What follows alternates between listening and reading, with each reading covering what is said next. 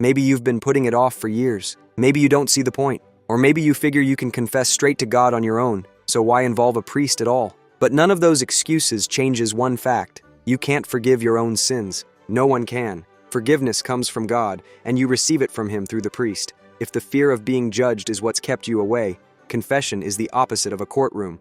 It's where the wound gets healed, and where you hear out loud that you're forgiven. Those words, "I absolve you from your sins," are where the whole thing lands. Getting there takes 7 steps, and the first one starts before you reach the church.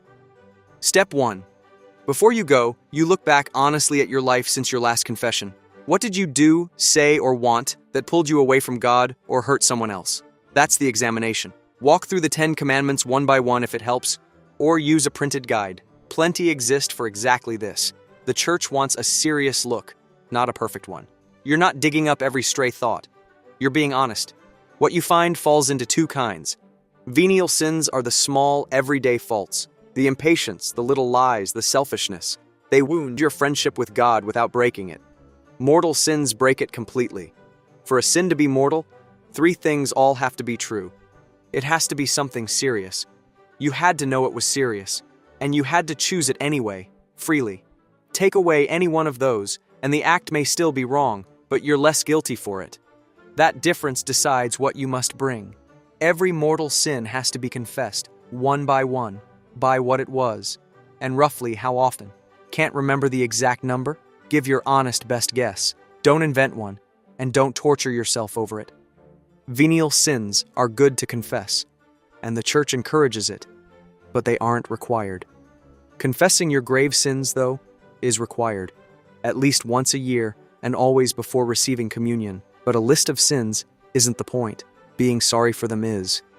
Step 2. Contrition is sorrow for your sins and the decision to turn away from them. It lives in the will, not in your tears. One person cries, another feels nothing, and both can be truly sorry, because what counts is rejecting the sin, not the mood you're in.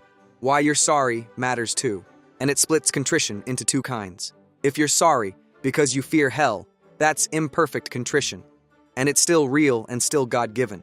If you're sorry because you've wounded a God you love above everything, that's perfect contrition, and perfect contrition can do something remarkable. Made with the firm intention of confessing as soon as you can, it wins back God's grace immediately before you ever reach the priest. But that grace doesn't excuse you from confession. If you're aware of mortal sin, you still can't receive communion until a priest has absolved you in the sacrament. The only exception is when confession is truly impossible. A soldier before battle, someone in danger of death, and even then, you go as soon as you can. Perfect contrition doesn't replace confession.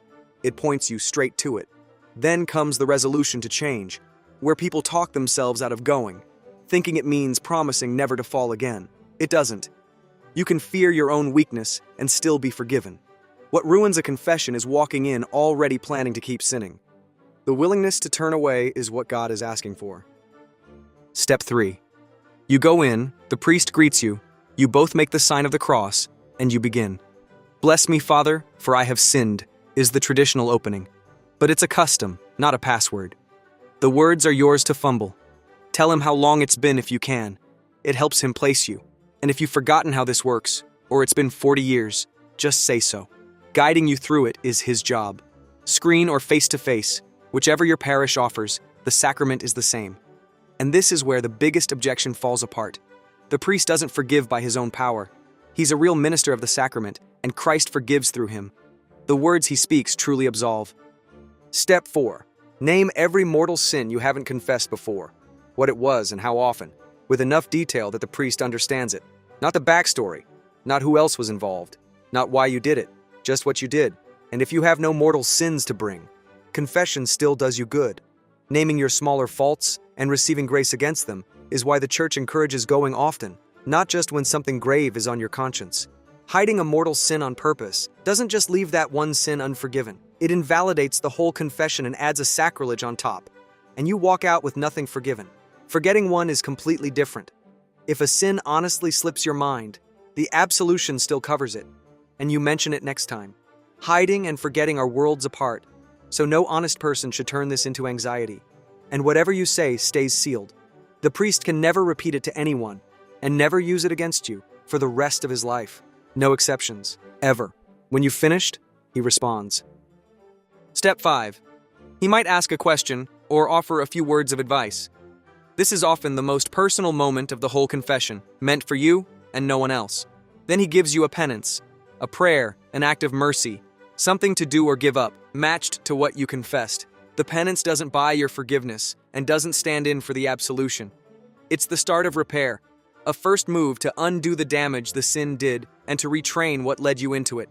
If it's impossible for you, or you didn't catch it, say so before you leave and he'll change it. Then comes the moment all of this was for.